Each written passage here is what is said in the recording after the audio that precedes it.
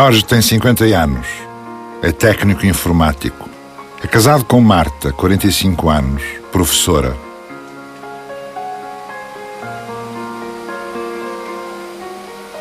Tem 2 filhos na escola, a Madalena e o Francisco. Vivem em casa própria, um T3 em Vila Nova de Gaia.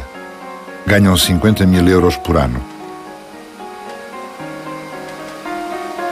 Têm uma mulher a dias 3 vezes por semana.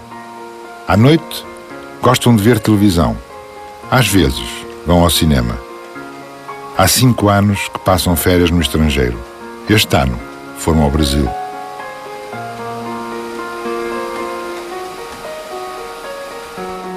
A mãe do Jorge vem visitá-los hoje. Foi sempre dona de casa. O pai já morreu, era motorista. Os pais da Marta são mais novos. A mãe é enfermeira e o pai é funcionário público. Reúnem-se todos ao domingo. A vida desta família é o espelho de um longo período de desenvolvimento. Foram 40 anos em que todas as classes sociais viram melhorar o seu conforto e bem-estar.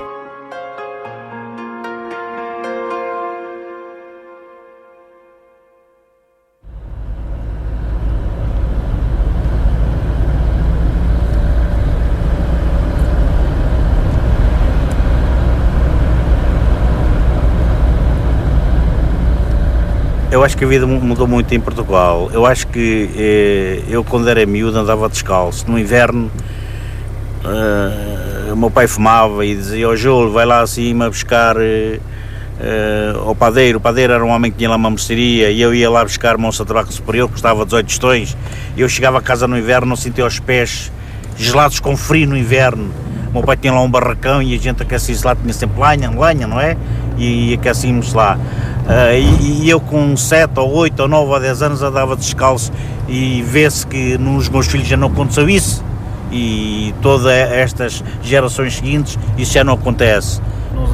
Júlio é taxista em Lisboa, tem 66 anos. Isto desde que eu fui miúdo, desde que eu era miúdo. Trabalha desde miúdo e apenas tirou a 4ª classe.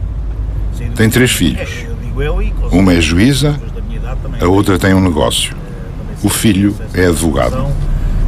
Porque, de facto, vê-se, os nossos filhos já tiveram uma forma de educação, uma forma de ir para a escola, uma forma de vestir, uma forma de usarem as malas, não é, para levar os livros, totalmente diferente daquilo que eu tive. Aliás, esta geração, agora mais nova, todos têm telemóvel, todos têm mochilas, todos têm ténis de preços elevados, que antigamente era impossível, nem havia hipótese dos nossos pais ou dos nossos avós terem dinheiro para umas coisas destas, não tinham, não é? Eu nasci, já o meu pai era sapateiro, aqui a poucos metros, numa casa de colmo, com 2 empregados a fazer botas de pneu à mão. E depois cresci, fiz a 4ª classe, e o meu pai, como tinha 9 filhos, não deu para pôr a estudar nenhum, e eu também não. Embora o professor dissesse que eu tinha alguma hipótese e tal, mas não havia hipótese na família. E então um dia qualquer, eu fiz o exame da 4ª classe de manhã, e à tarde já estava a trabalhar na fábrica do meu pai. Trabalhei e tal, mas um dia qualquer disse ao pai que não queria trabalhar nos sapatos. E o meu pai estava zangado naquele dia e disse que filho de sapateiro tinha de ser sapateiro, e acabou a conversa. E eu fiquei até à tropa a desesperar por sair de sapatos. José tem 56 anos. Hoje é dono de uma fábrica de calçado que exporta a maior parte da produção. Já foi presidente da associação do setor. Tem 2 filhos.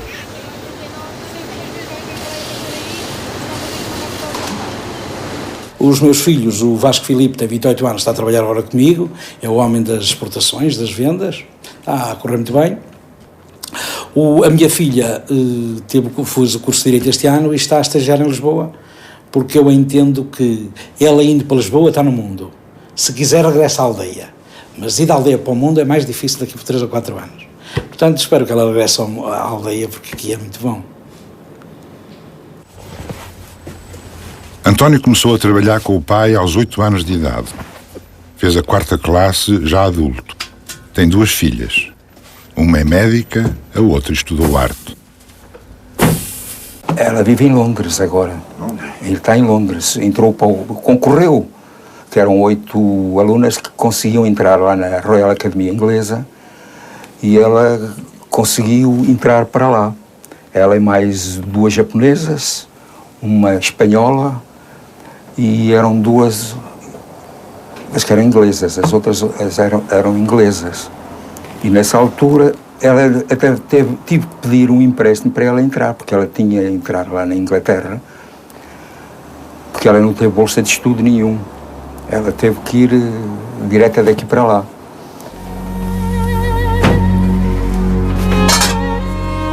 Ao longo destes anos, todas as classes sociais aumentaram os seus rendimentos. Todos vivem melhor.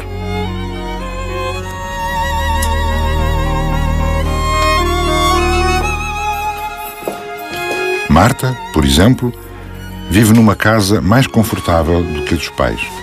O rendimento médio de uma família portuguesa aumentou 6 vezes. Metade dos que trabalham são mulheres que passaram a trazer para casa mais um salário.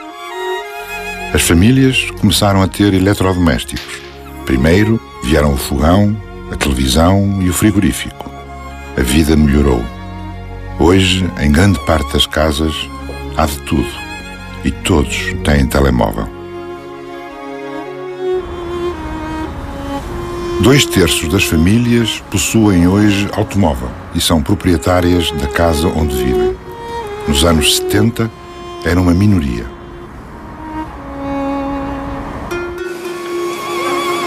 Todos passaram a comer melhor. Há 30 anos, cerca de metade da despesa de uma família era para a alimentação.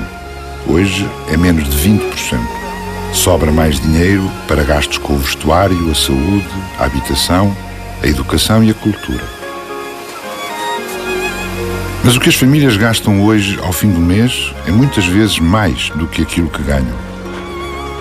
Lentamente, ao longo destes anos, as famílias deixaram de poupar. É fácil pedir dinheiro ao banco. Conheça a fórmula da felicidade. Crédito habitação, pagamento até 50 anos, financiamento até 100%. Aqui vou ser feliz. Há quem faça tudo para ter 6.000 euros e só começa a pagar 3 meses depois. Férias à vista! Ligue já. Precisa de mais gás na sua vida? Peça até 5.000 euros para o que quiser. Tenha tudo o que precisa até 5.000 euros sem ter de fazer ginástica. Carro novo! Ligue já. De 500 a 4.500 euros, basta ligar o crédito pronto a usar. Imagine que o seu filho vai estudar para fora. Você precisa de um sofá. Consulte-nos. Você decide quanto quer receber e como quer pagar. Você decide. As famílias devem mais dinheiro do que aquilo que ganham por ano.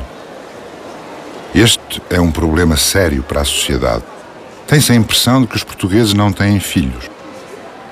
Com o endividamento que se atingiu recentemente, será difícil aos pais planear o seu próprio futuro, ainda menos o dos seus filhos. Foi este o tempo em que surgiu o consumo de massas. Colombo, a Rábida Shopping, Fórum Montijo, Algarve Shopping, Corte Inglês, FNAC. São estranhos nomes, hoje familiares, de grandes superfícies comerciais onde milhões de pessoas marcam encontro, fazem compras e se divertem. Zara, Lanidor, Benetton, Pizza Hut, McDonald's, Levi's são marcas conhecidas de todos. É com elas que a moda e os costumes se uniformizam.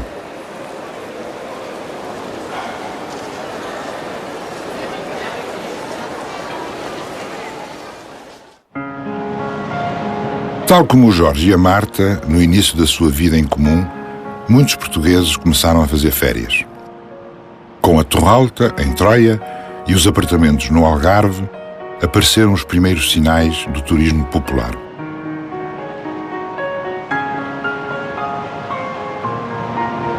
Posso lhe perguntar de onde é que é? Do Porto. Posso lhe perguntar de onde é que vem? De Lisboa. Os senhores vêm de onde? Somos do Montijo. considera aqui as férias baratas ou caras? Fica sempre um bocadinho dispendioso, não é? E é preciso fazer umas certas economias durante o ano para que alguém possa chegar às suas férias e fazer pelo menos 15 dias, como eu estou a fazer. Passados uns anos, tornou-se moda partir para destinos exóticos. Porto Galinhas, Punta Cana, Varadero, Sharm el-Sheikh, Baquera Beré estão tão próximos quanto Albufeira e Póvoa de Varzim. Longe vão os tempos em que muitos nunca tinham visto o mar. Os portugueses ganham mais, subiram na vida e têm outras aspirações.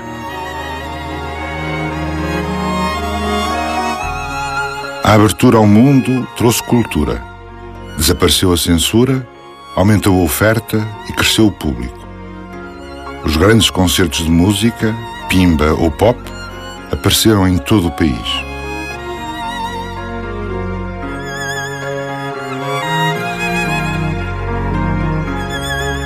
No seu tempo, Jorge e Marta foram a Vilar de Mouros, que era o único festival.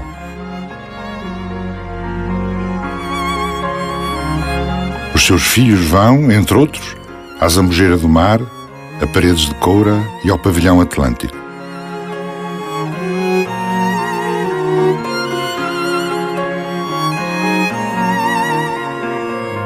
No princípio, a televisão tirou públicos ao cinema.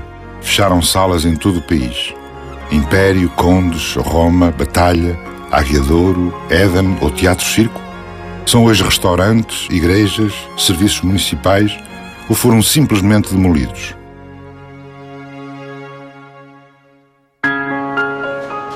Hoje, nos centros comerciais, há uma nova maneira de ver cinema.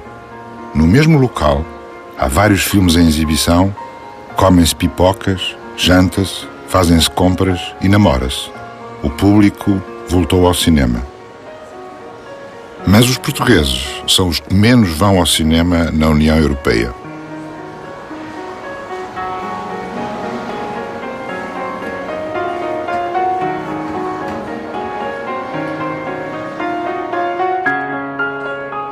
A oferta e a procura de cultura aumentaram.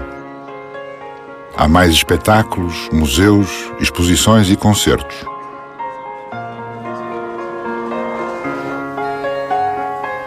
Apesar dos progressos na escolarização, a leitura de livros e jornais desenvolveu-se pouco. As tiragens são muito pequenas, com exceção dos jornais desportivos e das revistas cor-de-rosa. A Bola e o Record são os diários portugueses que vendem mais. Os jornais e os livros são caros. Apesar do nosso nível de vida ser muito inferior ao dos europeus, os jornais portugueses têm preços iguais ou superiores aos estrangeiros. E os livros, os romances, por exemplo, são muito mais caros. Os grandes clássicos custam, em Inglaterra ou na Alemanha, 2 ou 3 euros. E em Portugal, pelo menos 5 vezes mais. Ao contrário dos países europeus, a leitura em Portugal não é um fenómeno de cultura popular. Mais de metade dos portugueses não lê nenhum livro por ano. Ao contrário de muitos países europeus, quando os portugueses começaram, em grande número, a saber ler, já tinham a televisão. Esta chegou a muitos sítios antes da escola. Nunca criaram o hábito de ler.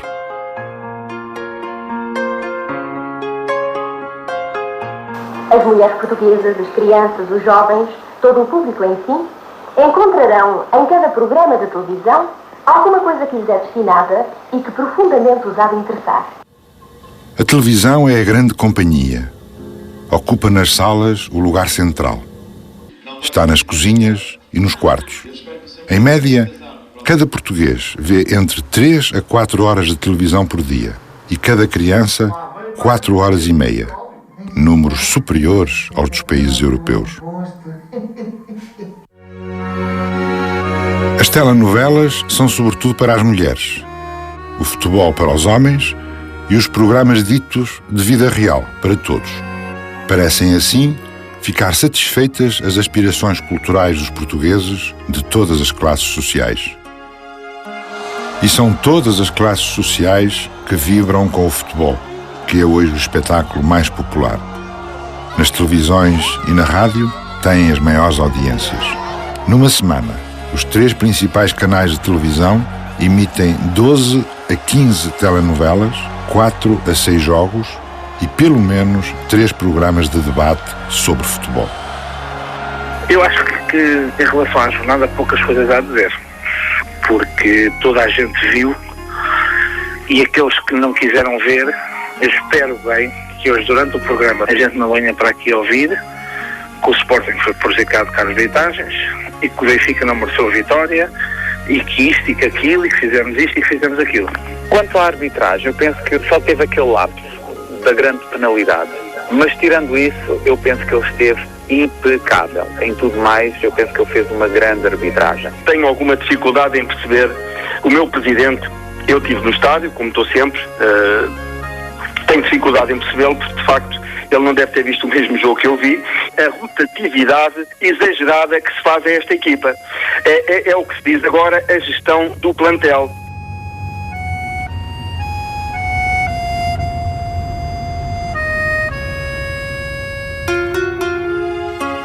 Os jogos são muito organizados e confortáveis para quem lá vai. Um novo público, as mulheres, passou a encher o estádio. À volta dos jogos, cria-se um clima de festa e nem sequer o preço é obstáculo. Os políticos, alguns empresários, os bancos, os autarcas, sobretudo, os construtores civis e as estações de televisão ligam-se ao futebol e à sua organização económica, cujo volume de negócios atinge valores de centenas de milhões de euros.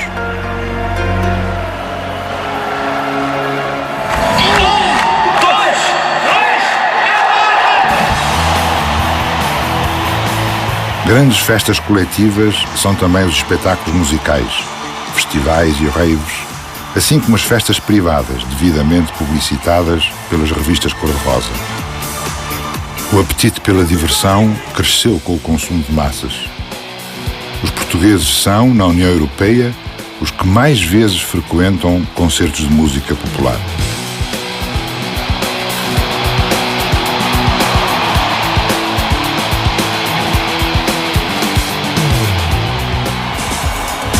A vida sexual modificou-se profundamente. Hoje, muitas são as formas de constituir família e de escolher os seus parceiros sexuais. Na minha geração, dos meus amigos, eu tenho amigos homossexuais, tenho amigos heterossexuais, mas eu acho que o sexo deixou de ser Eu acho que o sexo hoje em dia não é uma fantasia, não é? Antigamente era uma fantasia, hoje em dia deixou de ser uma fantasia, é uma coisa aberta, uma coisa natural. Pode-se encontrar sexo ao virar da esquina, pode-se ir a um bar e ver sexo ao vivo, pode-se frequentar um cinema onde há sexo explícito em filme, não é? Portanto, eu não encaro o sexo hoje em dia, ou durante a minha geração houve, ainda hoje existe isso como o filho, não é? Realmente, se calhar na idade deles o sexo ainda é uma coisinha fechada, reservada, mas na minha idade o sexo já não é uma coisa reservada e assim tão fechada, quer dizer, há muita abertura, digamos que há muita procura e há muita oferta.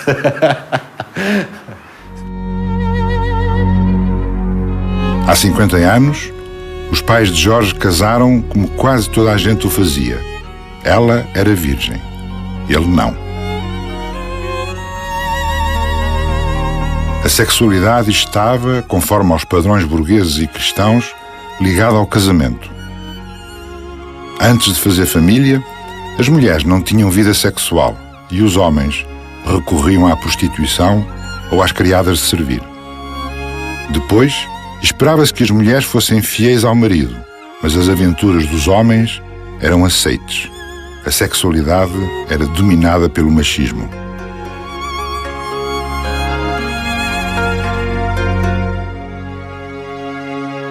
O sexo sem casamento era um pecado enorme. Era um pecado dos mais graves. Era um pecado que eu recordo-me de a minha professora de educação religiosa e moral me dar um exemplo em relação à confissão. Quando nós nos íamos confessar, era como se todos os crocodilos que estavam dentro de nós saíssem cá para fora. E que muitas vezes havia quem não confessasse alguns pecados que tinham que ver precisamente com o sexo. E quem não confessava um pecado relacionado com o sexo era como se ficasse um crocodilo enorme dentro de nós. E o sexo antes do casamento, mesmo para os noivos? A marca era o casamento. Isto é, não havia meia fronteira. A fronteira era o casamento, antes disso era pecado, ponto. Depois disso era legítimo, necessário, próprio, para procriar, naturalmente. O mesmo já não se passou com Jorge e Marta. Antes de casar, já tinham vivido e passado férias juntos. A pílula, o exercício de uma profissão, a independência económica e a liberdade são responsáveis por esta mudança que alterou a vida dos casais e trouxe mais autonomia às mulheres.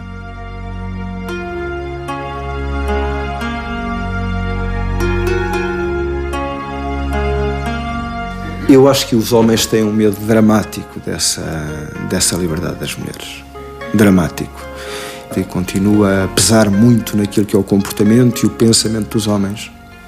Sinto também que a questão da perda, seja essa perda a traição, seja essa perda a perda definitiva, e não só a traição eventual, sinto que continua a ser um grande fantasma e que não terá sido atenuado ao nível dos outros fantasmas que o homem tinha em relação ao papel da mulher.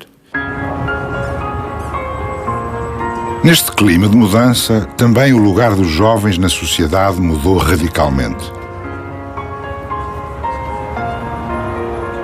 Têm uma cultura própria e os divertimentos noturnos têm lugar de destaque. Há discotecas e bares em todo o país, para todos os gostos e todas as idades. No interior e no litoral, no campo e na cidade, uns abrem de manhã, outros à noite. Há locais nas grandes cidades que à noite parecem sítios fora da lei. Motos fazem cavalinhos nas ruas. Vende-se abertamente droga e álcool a menores. O ruído ultrapassa o razoável. Os carros circulam a alta velocidade, fazem peões. Há pouca polícia. As leis são inúteis, obsoletas ou simplesmente não respeitadas. Só na área metropolitana de Lisboa há 1.500 bares e discotecas. Desses, só 53 estão devidamente licenciados. Os outros continuam abertos como se nada fosse. Há discotecas que abrem a certos dias por semana só para jovens dos 13 aos 16 anos. Das 10 da noite às 3, 4 ou 5 da manhã. Só em Lisboa há cerca de 20. Em todas elas se vende álcool, apesar de ser proibido pela lei vender bebidas alcoólicas a menores de 16 anos. Muitos pais estão conscientes desta situação. É frequente vê-los às 4 da manhã, às portas das discotecas, à espera dos adolescentes. Venho buscar a minha filha, que está aqui numa discoteca e que deve estar quase a sair, e venho buscá-la para lá para casa. Que idade é que ela tem? 17. Vem regularmente aqui a esta discoteca? Vem bastantes vezes e vem com um grupo de amigos. Nós moramos aqui nos subúrbios, em zona de Linda a Pastora, e normalmente venho buscá-la ou eu ou outros pais, vimos buscar os miúdos e depois distribuímos pelas casas. Não confio que a miúda vá sozinha ou mesmo com outras amigas que vá para casa a altas horas da noite, com indivíduos que conduzem um táxi, mas que não me dão grande segurança. Há aí uma fauna um bocado estranha na noite que não me inspira confiança. Portanto, prefiro vir Bem, não está atento a sinais de álcool, de droga? Eu estou atento e sei identificar esses sintomas. Até hoje não houve assim nada que me preocupasse. No entanto, tenho sempre uma conversa aberta e volta e meia na brincadeira, estás com olhos muito brilhantes, isso é um copito a mais ou é uma ganzazita e tal? É uma ganza, pai, mas o que é isso? O que é que passa na cabeça? E a partir disso estabelece um diálogo que é aberto e falamos o que é que uma coisa pode levar, ou onde é que essa coisa pode levar, uma coisa leva à outra e por aí fora. E quer dizer, há um diálogo que eu considero que ela, a minha filha, tem confiança em mim, eu tenho confiança nela e o barco vai andando sem grandes percalços. Outros pais alugam serviços de transporte. Hoje é sexta-feira e vamos buscar um grupo de 5 jovens à casa de uma delas e levá-las à zona de 24 de julho, a uma discoteca. Depois, lá para as 4, entre as 4 e as 5, vamos voltar a ir buscá-las à discoteca para regressarem a casa. Nessa altura já vamos levar cada uma à sua morada. Entre os 14 e os 17 é realmente a faixa que nós transportamos à noite, ainda que não seja por iniciativa deles próprios, porque a contratação é feita com os pais, por isso é uma responsabilidade deles. Eles dizem que o filho com 12 anos é para ir sair, por nós tudo bem. Por aquilo que tenho vindo a notar, cada vez mais cedo os miúdos saem e quem esteja a ver o tipo de jovens que estão a ir à discoteca à noite, alguns deles têm um ar de ter acabado de sair do 4º ano, estão ali no chamado antigo ciclo preparatório. Pronto, por isso, esse limite inferior está cada vez mais baixo, são novos hábitos e comportamentos da juventude, mas são os próprios pais a reconhecerem que é assim e que não vale a pena estar a proibir e acabam por querer encontrar soluções para poder permitir que eles vão. Eu acho que hoje em dia, como é que é dizer, há mais liberdade de ambos os lados, tanto os rapazes como as raparigas. Mas é claro que, como era antigamente, as raparigas são muito mais soltas. Também os pais deixam um bocado mais, deixam-nas a mão, e as raparigas também, digamos, abusam mais um bocadinho, tanto como os rapazes. Tem casos que já vi, por exemplo, de miúdas a beberem até caírem, e depois nas discotecas, às vezes os crianças metem-nas lá fora e ficam lá pela conta delas, e depois vão de táxi para casa à hora que querem, e os pais não percebem, não levantam problemas, elas vão dormir e pronto, e no dia a seguir acordam já fresquinhas e está tudo bem, os pais não notam. Onde há jovens ouve-se falar de álcool, de droga. Infelizmente, as drogas que circulam, das quais ouvimos falar, não deixam vestígios tão notórios assim como o álcool. O álcool é muito mais, evidencia-se muito mais quando existe em quantidade. Quando era novo eu bebia álcool, os meus amigos todos bebiam álcool e continuamos a beber, não o mesmo, mas se calhar umas fases mais, outras menos, conforme a idade, não é? Mas a grande diferença está no facilitismo com que eu vejo pessoas a comprar droga, a fumar droga no meio da rua, pessoas muito novas mesmo. Tenho a sensação que antigamente era muito mais difícil comprar e hoje em dia em cada canto há alguém a vender, tanto leves como pesadas, tipo, arranja-se tudo na rua, nem precisa ser um sítio específico. A minha filha ainda não sai à noite, mas isso é um fantasma que vem aí. O facto dela sair à noite, de sair com as amigas, de começar a lutar por um horário para chegar, tenho a certeza absoluta que é um fantasma que me vai bater à porta nos próximos meses. E esse fantasma assusta-me. O que eu noto na maior parte dos pais, das crianças e jovens que nós transportamos, é um pouco isto, ou seja, são pessoas que têm vidas extremamente ocupadas. Não é o raro caso em que uma criança entra na nossa carrinha de manhã e comenta à quarta-feira: esta semana ainda não vi a minha mãe, por exemplo, o que significa, o que é revelador um pouco deste excesso de ocupação e de trabalho, provavelmente, que os pais, que todos nós nesta geração de pais temos. Revela pouca qualidade de vida, não temos tempo para as coisas mais importantes, se calhar.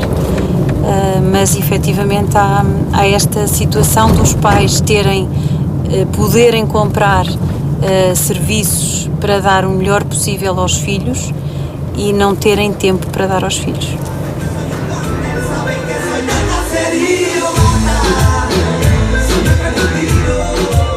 Também a vida sexual dos jovens começa hoje muito mais cedo. Eu acho que hoje em dia há muito sexo. Não há ninguém que possa dizer que tem falta, porque só se não procurar. Então, os miúdos começam a ter mais liberdade, os pais começam a perder um bocado a trela, como se diz, e depois pronto, a partir daí é um passo.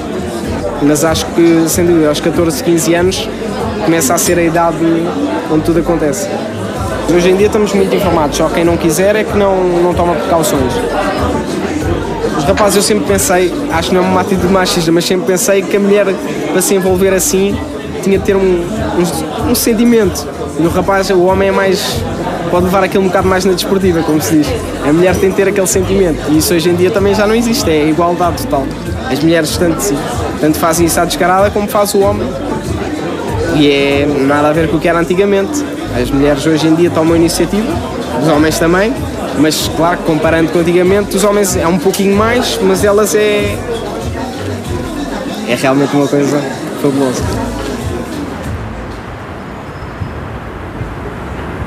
Os jovens adquiriram uma nova posição na sociedade e na família. Falam aos adultos, aos pais e aos professores com menos reverência. A autoridade dos pais é frequentemente posta em causa. Parecem estar a perder perante a concorrência da escola, da rua, da discoteca, dos grupos, da política, da cultura e das igrejas. Esta situação é difícil para todos. Os pais têm dificuldade em adaptar-se. As velhas regras de família foram postas em causa. Uns conseguem ajustar os seus comportamentos, outros não. Uns conseguem acompanhar os jovens e outros não.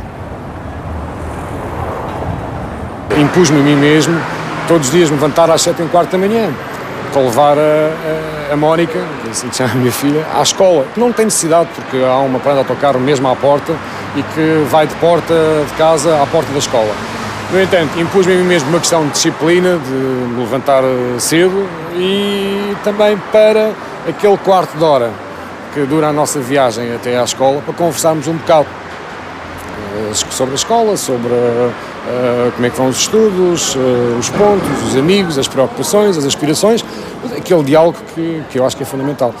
E converso bastante com ela e sobre praticamente todos os temas. Os meus pais tiveram tentativas poucas, mas honrosas, de estabelecer comigo um diálogo em relação à sexualidade. Mas esse diálogo foi nas 2, 3, 4 vezes em que aconteceu essa tentativa, foi falhado, foi absolutamente falhado, porque não havia um vocabulário comum, não havia palavras que nós partilhássemos e que fossem capazes de traduzir, por um lado, aquilo que eles queriam dizer-me, por outro lado, aquilo que para mim seria uma conversa confortável de ouvir.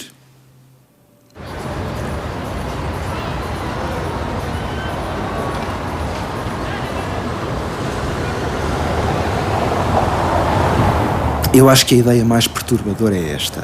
É a ideia de que, quando eu tinha 20 anos, quando a minha filha nasceu, de que eu ia conseguir ter esse vocabulário comum, ter essas palavras que ela iria compreender exatamente da mesma forma que eu as estava a transmitir, mas isso não acontece.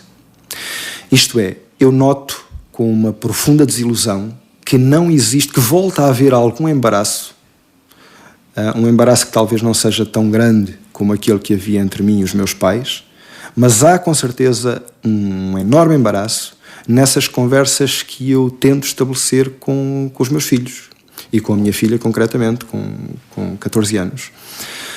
Porque não há esse vocabulário comum. Esse vocabulário é cheio de buracos, é cheio de falhas, cheio de pequenas barreiras que, ao tentarmos ultrapassar, criam novamente esse desconforto. Sobre questões muito íntimas que envolvam sexo, amor, sentimentos, ela tem mais facilidade em falar com a mãe ou com o pai? Com a mãe, muito claramente.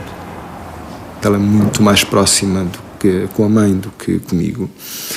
E para mim é mais ou menos óbvio que essa facilidade nas conversas é muito mais do lado da mãe do que do meu lado. Isso não tenho dúvida nenhuma. Com alguma pena minha às vezes, mas é isso que acontece. Você não fez nada para contrariar isso? Eu faço algumas tentativas, umas mais desajeitadas do que outras, mas faço algumas tentativas e, para satisfação minha, nos últimos anos, ou seja, depois que ela passou ali o patamar dos 12, 13 anos, o resultado tem sido muito mais positivo do que era antes. No passado, as refeições eram o momento em que a família se reunia. Para Jorge e Marta, as refeições eram tomadas com os pais, muitas vezes com os avós, e eram um momento solene de reunião familiar. Deixaram de o ser. Jorge e Marta trabalham fora de casa e os filhos têm aulas. Já não há almoços em família. Muitas vezes, também não há jantares em família, porque os filhos ficam fora com amigos ou colegas. Para os que jantam em casa, com a televisão, o computador e a internet, há várias alternativas para passar o tempo. Já não se vive como antigamente. Vive-se de modo diferente.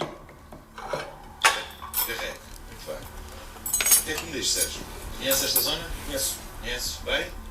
Os meus pais têm a disponibilidade porque têm um emprego que geralmente é sempre a partir das 8 da noite. Estão em casa e à hora do almoço também, podemos sempre falar de tudo. Mas há muitas famílias que têm os pais que estão mais tempo fora de casa ou nunca estão o pai e a mãe ao mesmo tempo e é um bocado mais difícil para os miúdos falarem com os pais, até porque podem ter algum tipo de preconceito ou medo de contar isto ao pai ou à mãe. Eu falo com a minha mãe, um bocado mais com a minha mãe que com o meu pai, eu falo de tudo o que é preciso e falo como se estivesse a falar comigo. Digo, mãe, preciso disto, preciso daquilo, não tenho problema nenhum. Posso chegar ali e dizer à mãe, preciso de 10 preservativos. E no dia a seguir dizer que preciso de mais 10 e ela não tem problema nenhum. E é à vontade. Muitos pais sentem dificuldade em acompanhar os seus filhos. Ou não se interessam, ou não têm tempo, ou esperam que a escola se encarregue dessas tarefas. Os pais são um bocado ausentes. Por exemplo, vejo muitos pais que não estão empregados, que estão desempregados e que, no entanto, não aparecem na mesma da escola, que não vêm perguntar, que não vêm... Mesmo no ATL, temos meninos da ATL que os pais estão desempregados, mas que continuam na escola até às 7 da tarde, das 9 da manhã às 7 da tarde. E pronto, isso às vezes faz-me um bocado de confusão como é que as crianças são assim tão, não vou dizer abandonadas, mas são largadas na escola o dia inteiro. Até acho que muitas vezes temos que telefonar mesmo aos pais para os virem buscar ao fim do dia. Já nos aconteceu várias situações de termos que telefonar para os pais. E temos uma história do ano passado de um miúdo que estava aí, que nunca mais ninguém o vinha buscar. Telefonámos à mãe e a mãe disse, é verdade, esqueci-me dele, olha, já estou no Lumiar. E nós ficámos assim, desculpe, olha, mando-o aí para... O miúdo tinha 7, 8 anos. Olha, mando-o aí para as Amoreiras porque ele vai para a casa da avó. A nossa senhora, desculpe, vai-se pôr num táxi, vai aqui à porta da escola, vem buscar o seu filho e se depois assinar um papelinho como uma autoridade a sair sozinho da escola, eu tudo bem, deixo-o sair. Neste momento ele não sai daqui da escola que a senhora não o vier buscar, mas temos situações destas. Eu às vezes digo a brincadeira que se nós tivéssemos uma sala com camas cá na escola, havia muitos meninos a ficarem cá a dormir para o dia a seguir. Os pais acabam por fazer jornadas contínuas, pensando muito na questão financeira, porque têm que pagar contas, têm que estar realmente em cima da questão, eles têm que resolver a questão do meio de subsistência. Os filhos estão muitas vezes entregues aos irmãos mais velhos, ou, enquanto são muito pequenos, aos vizinhos, e depois acabam por aprender a ter uma babysitter muito moderna que chama-se televisão, ou PlayStation, ou os Game Boys, acaba por ter estes novos babysitters, ou eles resolvem descobrir o mundo por si mesmos. E depois os pais, quando às vezes se apercebem destas situações, já é um pouco tarde, ou têm algumas dificuldades em conseguir alcançar tudo. Portugal está, neste momento, no segundo lugar entre os países da União Europeia no número de mães adolescentes, e significa, portanto, mulheres que tiveram um filho antes dos 20 anos. Este número é importante, sobretudo por causa das consequências em termos sociais e em termos da vida da rapariga e da família e do agregado onde ela está, que existem. De qualquer forma, é verdade e é importante que se saiba que este número tem vindo a diminuir. Pronto, são raparigas entre os 12 e os 17 anos, já temos tido algumas meninas também com 11 anos e até com 10, mas esses são casos pontuais. São raparigas numa classe social bastante baixa, 88% das nossas adolescentes, são grandes carências sociais, onde as famílias vivem com grandes dificuldades sociais, onde há um abandono escolar precoce e onde as dificuldades do dia-a-dia, do cotidiano destas famílias são muito evidentes. Portanto, muitas delas também já têm feito um abandono escolar antes da gravidez, o que lhes impossibilita depois de aceder a trabalhos com alguma qualificação no mercado de trabalho. E alguma coisa que a mim às vezes me preocupa não é só a questão do insucesso escolar, é a questão que muitas destas adolescentes, quando perguntadas, não tinham laços de amizade na escola. Portanto, pensando eu que a escola é realmente um local extremamente importante da sociabilização dos jovens e das jovens, é realmente complicado quando também não cumpre esta tarefa. Muitas raparigas conhecem os métodos contraceptivos, têm ao mesmo tempo noções erradas acerca deles, mas conhecem-nos. Agora, o que eu penso é que conhecer é importante, obviamente, mas é preciso outra coisa, é que depois há que fazer um movimento do acesso a eles. E embora haja muitos serviços, felizmente já há bastantes serviços de adolescentes onde podem ir ter com técnicos que lhes falam sobre sexualidade e sobre a verdade é que, e eu acho que isto é muito importante, é que a sexualidade em Portugal, e sobretudo a sexualidade dos jovens, ainda não é vista como uma coisa natural e um direito dos adolescentes. Tal como em relação à sexualidade dos adultos, provavelmente nós ainda não podemos dizer que estamos à vontade com ela, e isto realmente reflete-se na sexualidade dos adolescentes. A maneira como hoje se vive a sexualidade é um dos sinais mais evidentes da mudança dos comportamentos sociais. Hoje, a publicidade ocupa-se dos jovens. Têm mais dinheiro para gastar do que os nossos pais tiveram. Têm subsídios especialmente desenhados para si. Todos têm direito de voto. Já não há serviço militar obrigatório. Ficam muitos anos na escola. Uns são militantes nas juventudes partidárias e outros nas claques de futebol. Mas, ao contrário do que por vezes parece, nem tudo é fácil para a juventude. Muitos, mesmo com curso superior, têm dificuldades em encontrar emprego. A pessoa sai das universidades e não sabe bem o que é que há de fazer. Inclusivamente eu tenho vários amigos que terminaram na mesma altura que eu, licenciaturas, e hoje estão desempregados, à procura de emprego, um bocado perdidos, sem saber muito bem. Há um grande desânimo que às tantas nos afeta, porque a pessoa pensa, andei 5 anos a estudar para uma licenciatura e agora? Muitos estão desencantados com a vida política, o que é demonstrado pela sua fraca participação nos atos eleitorais. Eu tenho alguns amigos que foram votar, eu não votei porque esqueci-me de me recensear, estou completamente todo ilegal aqui, mas foi mesmo por esquecimento, porque se calhar se se tivesse recenseado até era capaz de votar, mas também não tinha nenhum ponto de vista, porque eu não percebo nada, podia lá dar um voto em branco, mas ia votar em alguém que não me dava nenhum tipo de ideia, porque eu não percebo nada. Falta, em casa também não se conversa sobre política, talvez o pai conversa com a mãe, mas a gente está a pensar noutra coisa. Também acho que a nossa geração, além de ser a geração rasca, como foi chamada aqui há alguns anos, é muita geração centrada nela própria, é muito egoísta e que ainda não projeta os problemas em termos de bem comum nem em termos de longo prazo. Centra-se menos nas questões políticas, centra-se mais na internet, centra-se mais em várias questões do usufruto próprio. Eu acho que gosta de criticar as questões sociais quando se sente afetada por elas, e não quer dizer que não haja uma parte que de facto se centra em ideais, mas eu acho que é uma minoria. A geração deles, dos seus filhos, da sua filha mais nova, tem algum interesse pela vida política? Não. Noto que todos eles têm um desinteresse muito grande em relação a... Tem aquela ânsia de para o ano vou votar porque tenho 18 anos, mas depois quando aprofundamos a conversa não têm. A opinião que têm sobre a classe política é uma opinião muito negativa, mas isso acho que é geral nesta altura. E o desinteresse é muito grande e não acreditam, por isso mesmo não acreditam na conversa dos políticos. É difícil falar do que é a juventude hoje. Mais sorte terá seguramente em dois aspectos. Primeiro, tem liberdade. Mais sorte também, porque na grande maioria dos casos, hoje em dia, a própria forma de educar dá, de alguma maneira, uma apetência aos pais para proporcionarem aos filhos outras coisas e outros... Bastará, toda a gente sabe, não é? Chegamos às nossas faculdades e vemos que o parque automóvel é fantástico.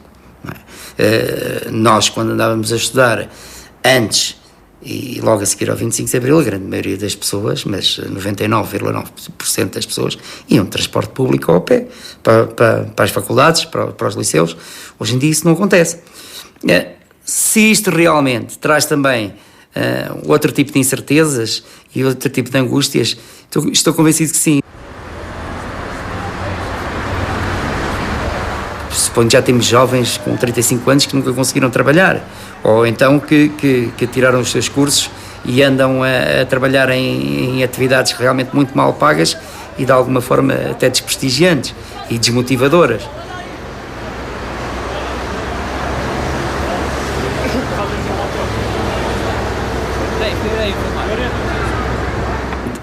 Hoje em dia ninguém está seguro em lado nenhum em termos laborais e a não ser que se tenha fortuna pessoal, ninguém pode desprezar o trabalho que faz e o salário que recebe, não é?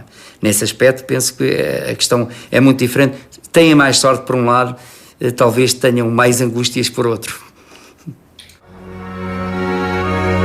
A sociedade tem hoje menos barreiras, mas apesar das mudanças, continuam nítidas as diferenças sociais. Segundo as classes, as pessoas vivem em bairros diferentes e as suas casas distinguem-se. Têm divertimentos próprios e a sua vida de todos os dias não se confunde. É assim, mesmo se a sociedade de consumo dá a ilusão de que não existem diferenças.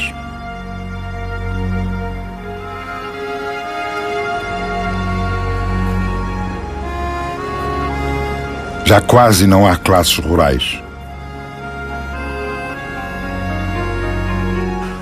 Apesar de ainda existir uma classe operária tradicional, há hoje mais técnicos especializados.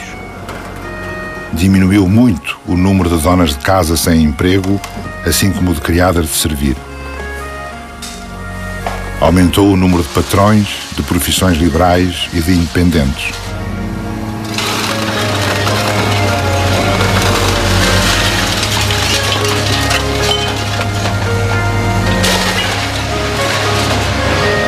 Aumentaram as classes médias, sobretudo nos serviços e na administração.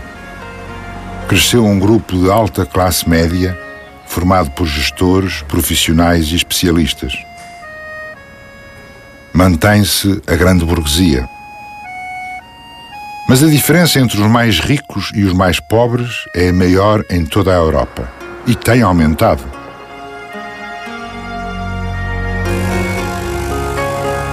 Ainda existe, sobretudo na indústria, uma classe operária com poucos estudos e situação instável. Há quanto tempo é que trabalha nesta fábrica? Há 1 ano e 3 meses. Como é que veio para cá? Eu vim porque disseram-me que trabalhava-se bem aqui e eu, pronto, estou aqui a trabalhar. Quantos anos tem? Tenho 23 anos. Que estudos é que fez? Eu fiz o 4º ano só. Porquê é que não estudou mais? Porque não gostava da escola, não me esforçava e os meus pais obrigaram-me a vir trabalhar.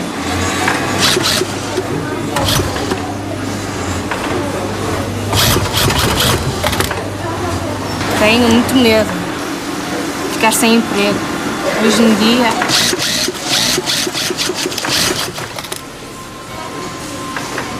Tem contrato? Estou. O contrato dura quanto tempo? Não sei bem. Eu acho que é 13 anos agora, talvez. Eu penso assim, não é? Não sei bem. Pertence a algum sindicato? Se pertence a algum sindicato? Eu não sei.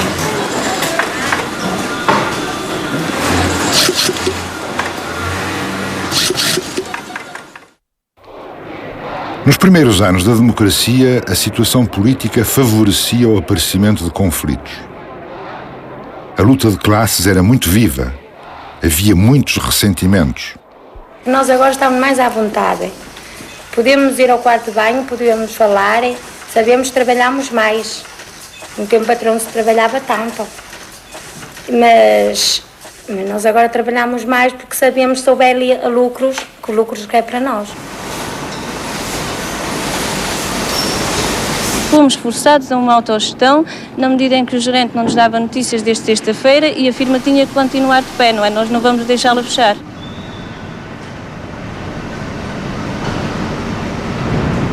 A partir dos anos 80, os conflitos diminuíram. As greves, geralmente limitadas ao setor público, foram se tornando raras. Ter medo de perder o emprego contribuiu para a redução de conflitos. Os sindicatos parecem ter hoje menos força. O número de sindicalizados é muito inferior ao que era há 30 anos.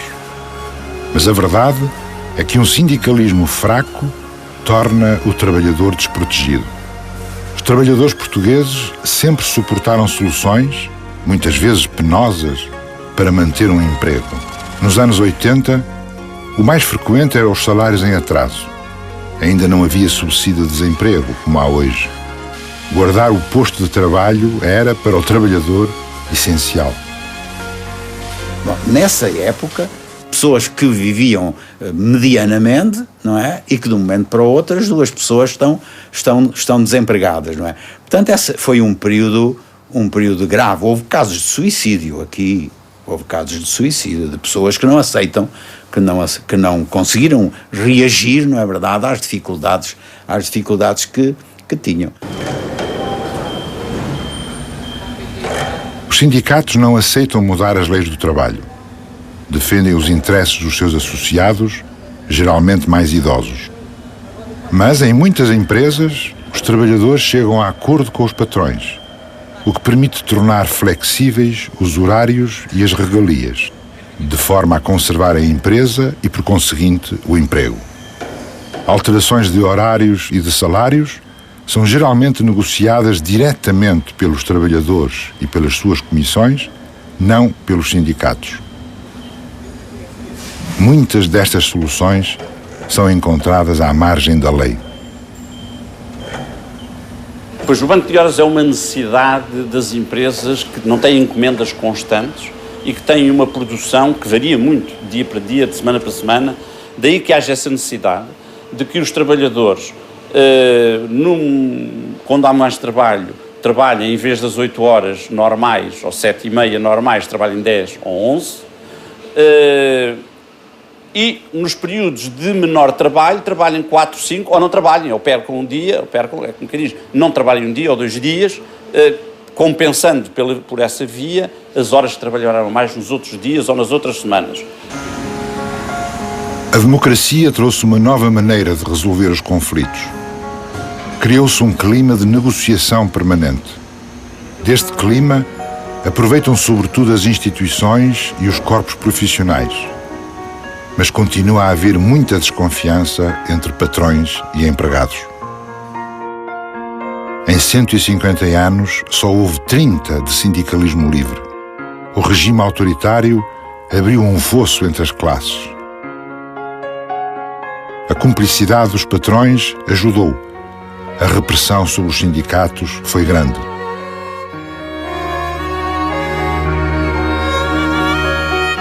E também a revolução abriu feridas. O mesmo aconteceu com a política.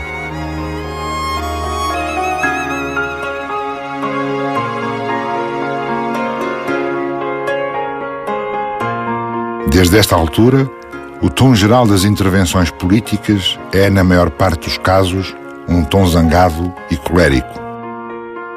Este clima foi alimentando a luta entre partidos para a obtenção de cargos e regalias, ou, como se diz na rua, poleiro e dinheiro. Esse é outro cancro. Não é?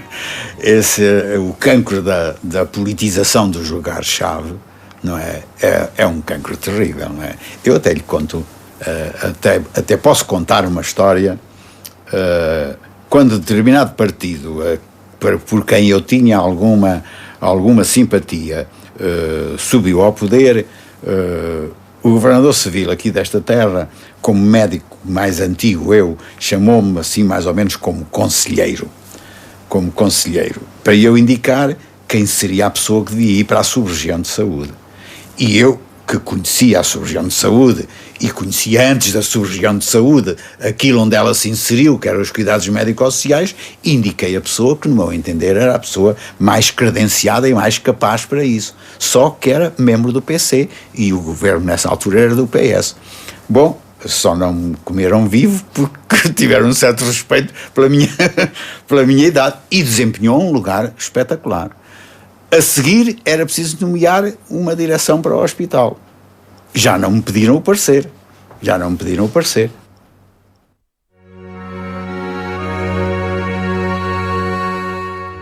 Parecem restos da velha sociedade rural. Há 40 anos, o poder do chefe era a última palavra, tal como o poder do patrão, do professor, do padre e do oficial. E, finalmente, o poder do pai e do marido. A autoridade não se discutia. Quem tinha poder, exercia-o. Manda quem pode, obedece quem deve. Era um lema geralmente aceito, quanto mais não fosse pela força.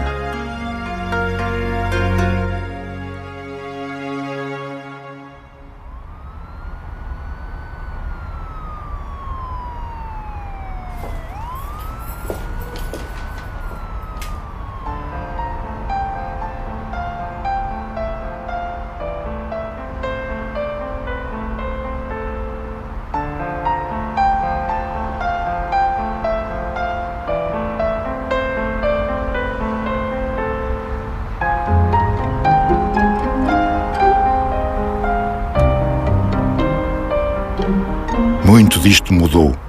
Ainda há costumes próprios de outros tempos. Cunhas, empenhos e agora favores partidários.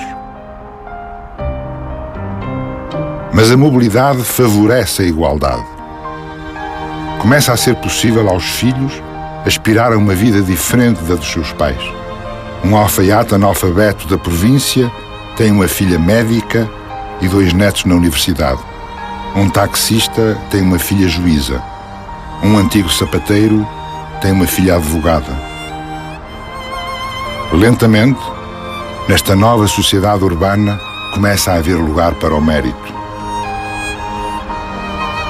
Há cada vez mais pessoas que não estão condenadas ao seu meio social de origem. As pessoas pessoas, as mulheres, os jovens, os pobres, os rurais, ficam menos prisioneiras da sua condição. É esse o princípio da liberdade.